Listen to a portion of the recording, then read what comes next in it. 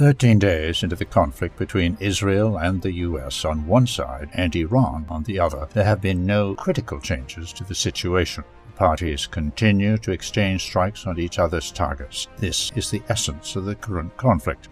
Iran has achieved its main goal in this confrontation. Allies have been drawn into prolonged and costly military operations. The original objectives of the operation have not been achieved. The assassination of Supreme Leader Ali Khamenei paved the way for his son to take power. He is ready to avenge his murdered father and nearly his entire family.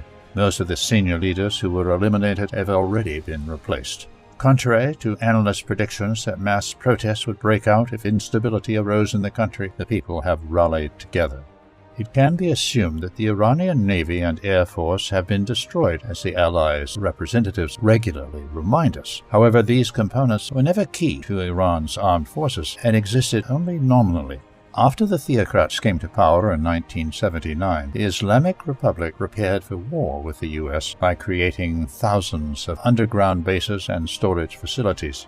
Despite the fact that the war was being fought in the air, Israel and the US found themselves in a stalemate. A quick decapitation operation was expected to be a triumph that would force Iran to surrender.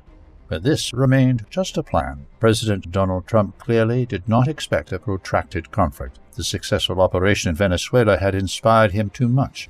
Now the Allies are faced with a difficult choice. They cannot increase the number of airstrikes because nearly a third of the entire U.S. combat aircraft fleet is already involved. Moreover, experience shows that airstrikes do not achieve the desired result of changing the country's regime.